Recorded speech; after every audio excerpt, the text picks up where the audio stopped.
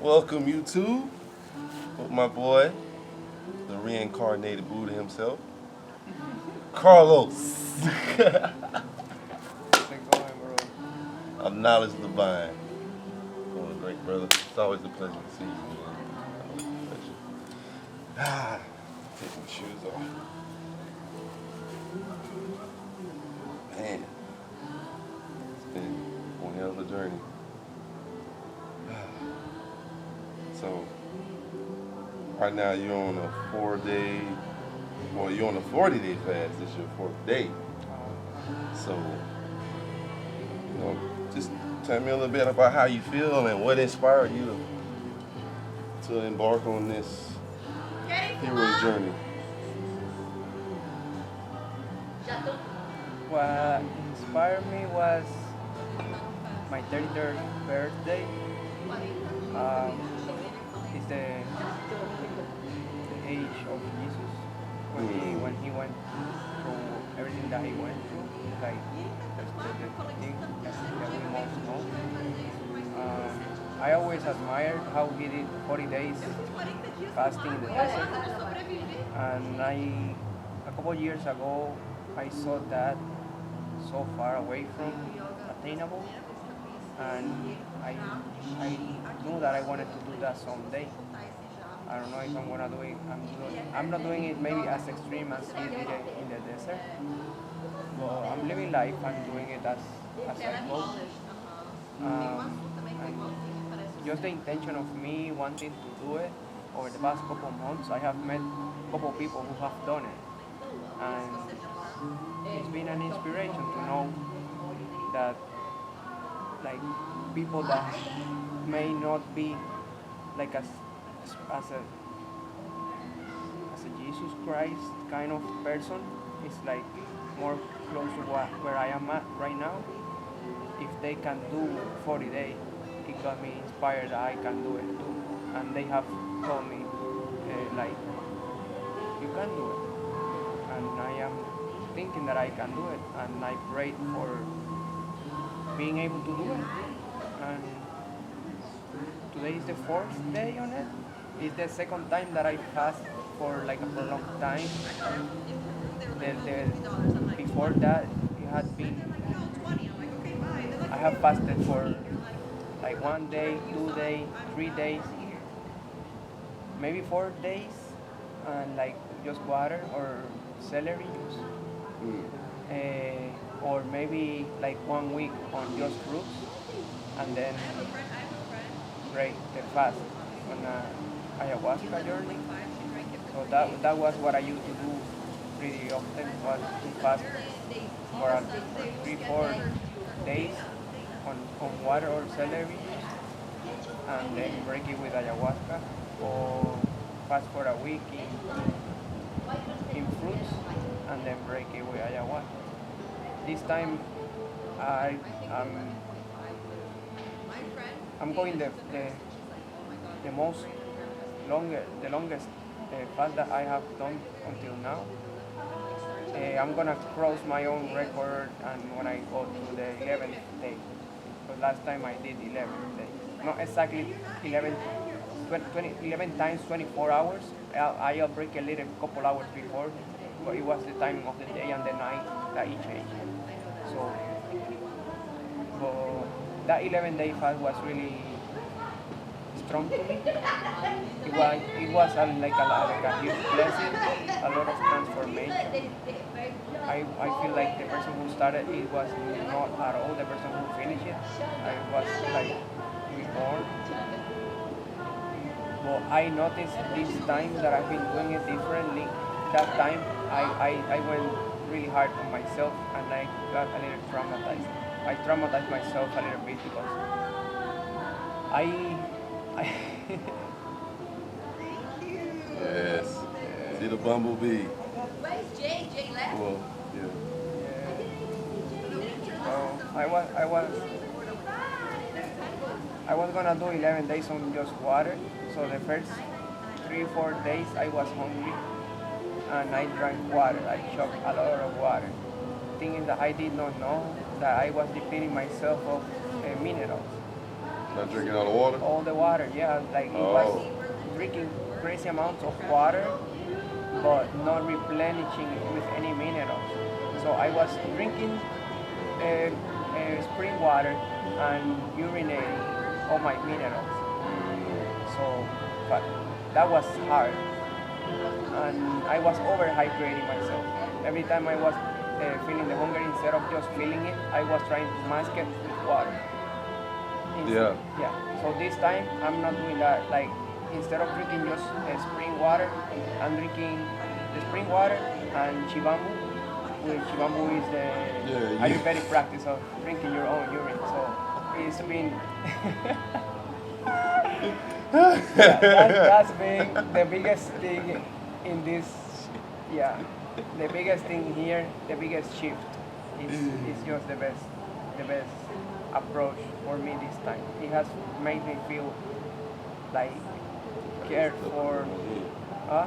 I thought I forgot this stuff was You on got my the, head. you got the thing in the. Yeah. Oh, you said you drinking pee. I had that like, oh. Yeah, yeah. You got out of Yo, Dave, he does it, and every time he talks about it, I react the same way. Who does it? Dave, you know who Oh, Dave, Dave, I right? told him he started doing it when Yeah. we talked. Yeah. We met in the Unity Church, and like we started talking, and I started telling him I had started doing it, and by then I had done it for like 3 months, and I told him everything that it has been doing for me, and he said like, right on, I'm gonna research, Yeah. I'm gonna research that. So like, I'm glad that now I know he's doing it. So yeah, I've been doing that for like since January or December. It's been almost a year, and it's been a blessing. It's been a huge blessing I have. Okay, all right, that's all. Yeah, I have no way to explain the magnitude of the. It's in 2 words. Keep talking though. No, tell you what. I I I have no way to explain the magnitude of the bliss that has brought to my life. Shivambu!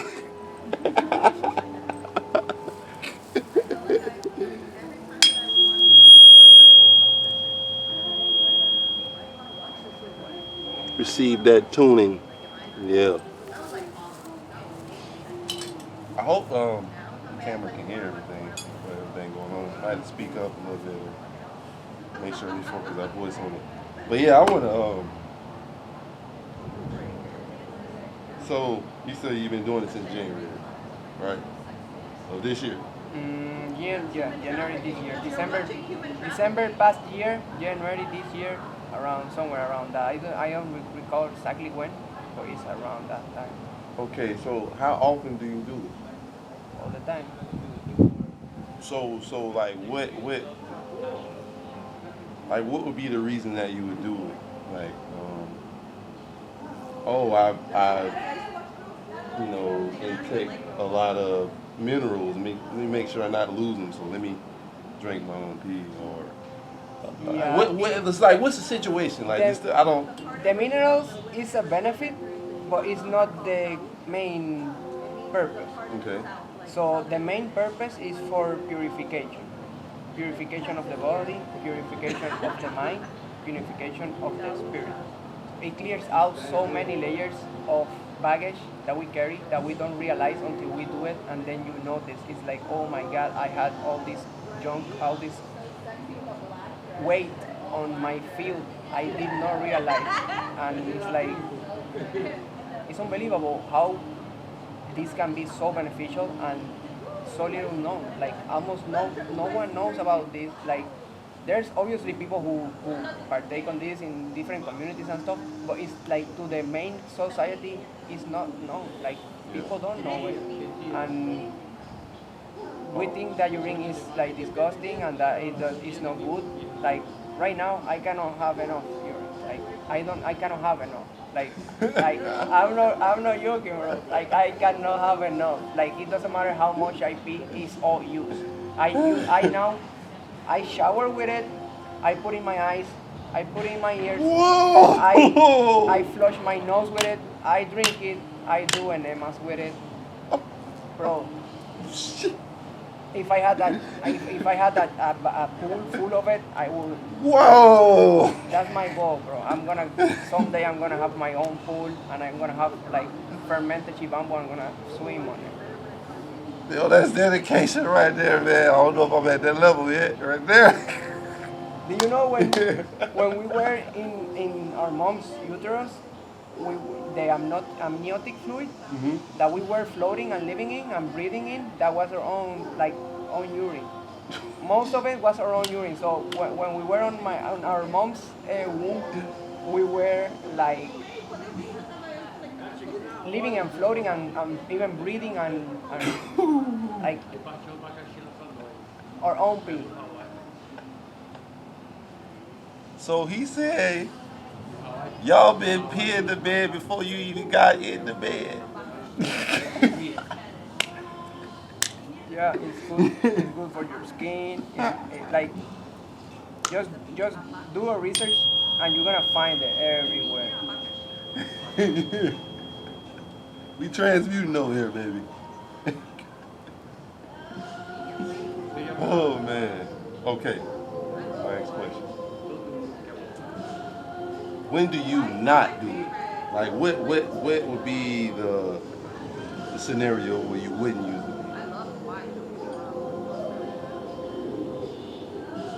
If I eat junk, yeah. If I eat something that's not fruits, vegetables, sad big food, really clean foods, or when if I eat something that I know is pungent, salty, spicy, or if I used to have sex when I used to do it, uh, it's not ideal to do it. So that's funny you say that because I've thought about that. It's like you picked up on the thought wave. So what you're saying is, if you recently been having sex, it's not good to do it. No, if you have sex, you have to flush it the first flush that you do, and then after that you obviously take a shower, and then you can drink the second time. You urinate after having sex. Mm, okay, okay. So you're saying it's still other fluids in the pipeline, Mm-hmm. and you have to push that out first before you can drink the Yeah. beer. The most ideal is the first one in the morning. That's the most beneficial. Mm. Then, if you wanna do like little by little, you can do 4 to 6 ounces in the morning to begin with. That way you're gonna experience some of the benefits, and then when you get accustomed to it, you can drink as much as you want. If you drink too much, your body gonna get in a detox shock. You're gonna have like headaches, diarrhea, fever, pain in the bones, like a really really strong detox, and then after like a day or two, it just goes away, and you keep it going. Wow. Okay, so the only scenario is eating junk food. It doesn't matter if it's like super dark or super clear, like watery, like none of those matter. Yeah, if it's super dark, it means that I have not been hydrating very well. For example, when I'm working outside in the sun, if I have not drink much water, it goes dark. But I like it when it goes like dark. Because if I've been eating fruits and vegetables and eating really nice, sad big food, if it goes dark, it just tastes like a lot of salty minerals. Okay. If I drink too much water or eat too much fruits, it will get very clear, and you can drink it clear. But I don't like it much clear because it has almost no taste. So So you've gotten accustomed to the taste. yes, yes, Wow. yes. At the beginning, bro. The first time it was impossible for me to do it. Like, oh my god, I cannot begin doing it. After I did the first time, the first day, I figured out why it was God sent that medicine, and I never stopped. Like first time I did it, I just did it, and I went out of the house. Are you guys recording something? Yeah. I just needed your help. Oh, What? What? It's okay. I can't open the grinder. It's okay, it's okay, it's okay. So after I drank it the first time, I oh, just tell her to come here. It's all live, people. This is what happened when it's live. We have to roll with the interruptions. We gotta help a fellow sister out. Such a Libra. you Always Libra? thinking of others. Libras, they You always can think say of you can say hey to YouTube real quick. You need help with this? others. Want some fresh pineapple? You got it or what you need? We can't open it. The weeds in the section, Oh, this part has to open here. She put the weed in there, now she can't open it. I think there's so much resin it's stuck. Oh. Yeah. Because I told her, that doesn't open. She says, yes, it does. We opened it yesterday. I'm like, girl. She's like, I have a whole nug of weed in there. shit. That's what I told her. I'm like, that might be the universe taking your weed back because I For don't real. They tried with pliers. We tried with a wrench. It doesn't open. Really? She's like, I promise you this was open yesterday. I'm getting no grip on it, Maybe put it in heat.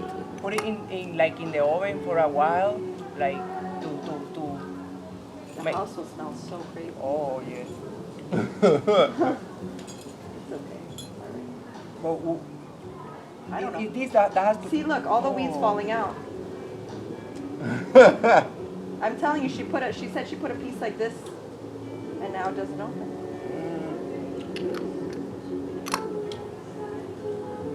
We just tried. We all tried. Yeah, we tried. I'm like, maybe the man. Gracias. All right. Actually, pineapple makes it taste really good. Sorry for the interruption, guys. I'm pretty sure if you didn't want to watch, you would have fast forward. So you're good.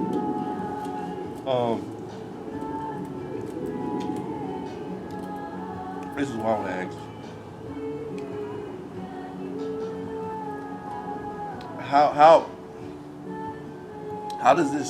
How does this translate for your partner? Like when you're in a relationship, like do you smell like Pete? Does this like turn them off? Like does your breath smell pissy?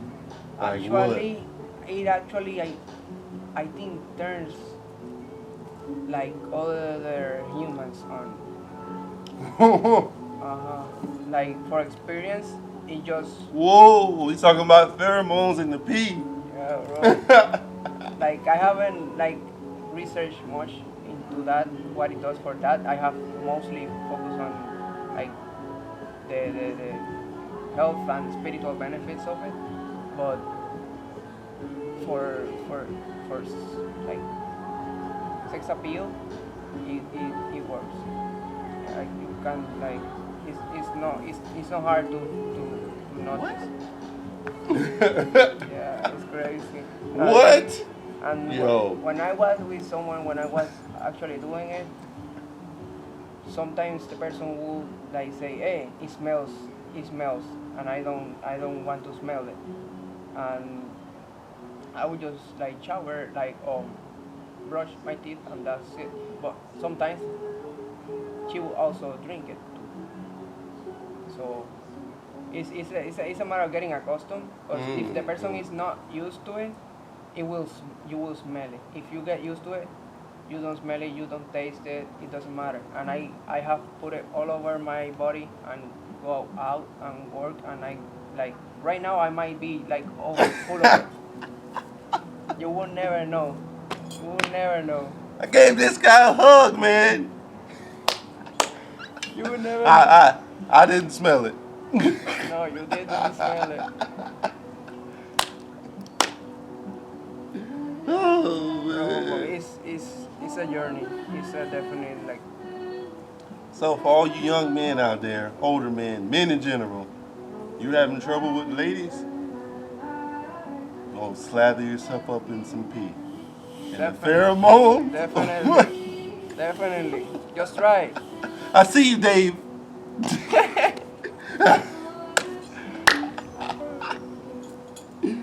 Woo! Man, that's interesting. So you think just the power of the pee itself made your partner want to try it too? Or it was like you convincing them or them just finally getting used to it, or like what made your partner at that time get on board? I believe when they see the my my devotion for that practice, because it's not it is not just about peeing on a cup and drinking it. It's like a ritual. It's more it's devotion to Lord Shiva, which was who shared this knowledge with his consort Parvati in the book Tamar Tantra. There's 107 verses where he explains the whole practice and how it is beneficial for the human being.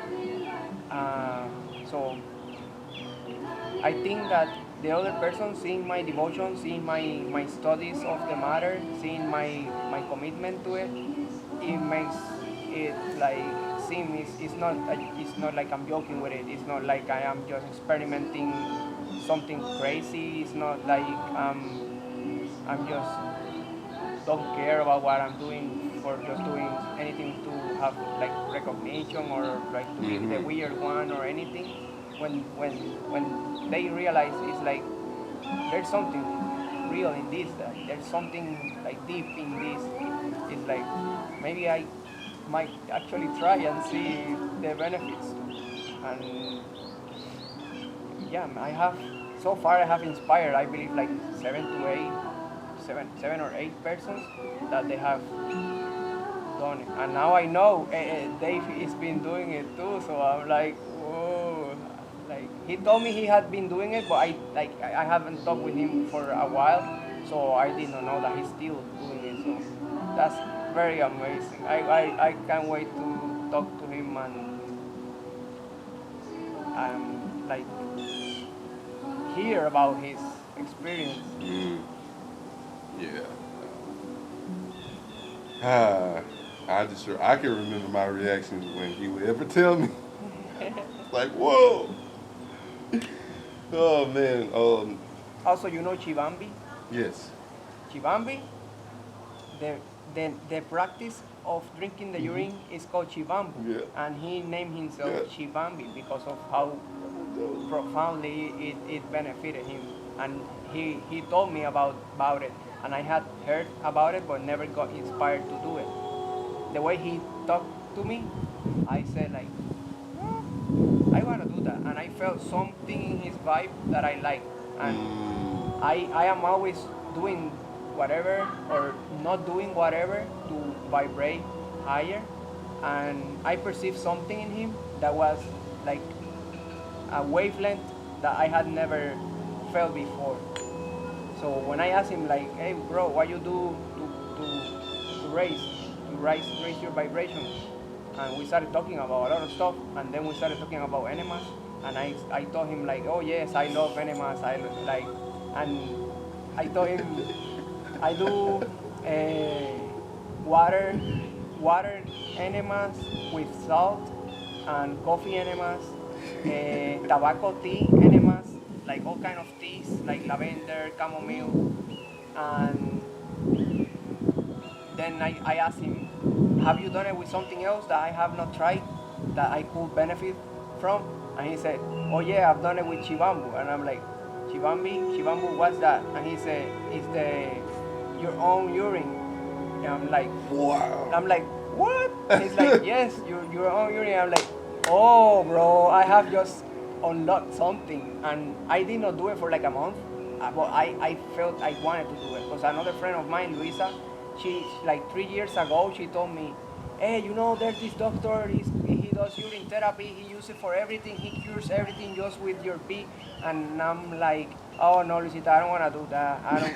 I don't need that. And she started laughing, and I'm like, no, I'm not taking that serious. I started laughing like just like you're laughing right now. I was laughing like that. I was like, oh no, Luisita, I ain't doing that. And then like 3 years later, I kept reading about it, and that kept coming back and forth, and I'm like, bro, yeah, I wanna do that. Like I'm gonna do it. And then for a month after deciding I wanted to do it, I could not do it. I carried a bottle to do it, and I could not do it. Like I just could not do it. Bro, but one morning I woke up and I'm like, I'm gonna do this now, like right now. And I drink some, and it was not easy. The first time it was not easy. It was like, oh my god, I don't know how I'm gonna do this. Like then I put lemon in it, I put honey, I put salt, I put ginger, I put turmeric, I put magnesium, I put AG1, I put all my supplements in it, mix it and drink it. Still it was not really good tasting. But when I finished drinking it, 15 minutes later I went out of the house and I had not taken any drug at all.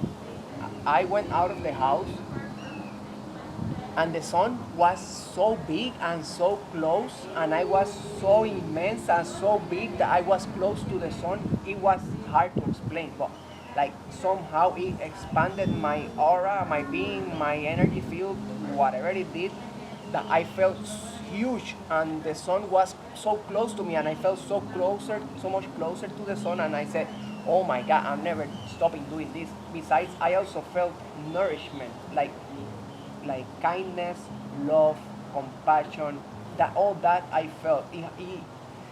It felt like my mom's milk.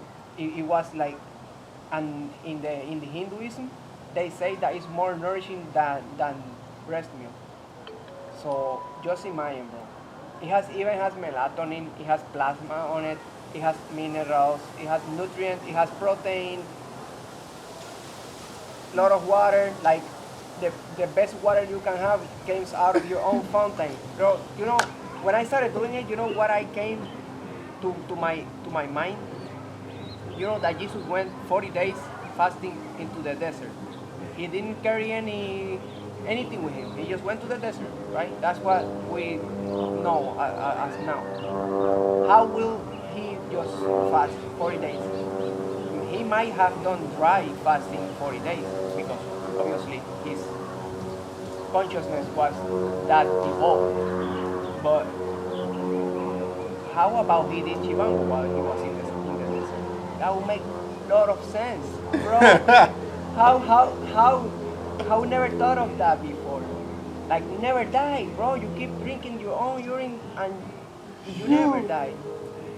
It's gonna take a while until you sweat enough water so you don't pee anymore, and then you cannot drink it anymore. But you can be without eating for a long time. Drinking is a little bit less, but right now, you know what I have been reading is the teachings of Paramahansa Yogananda. I don't know if you heard about him.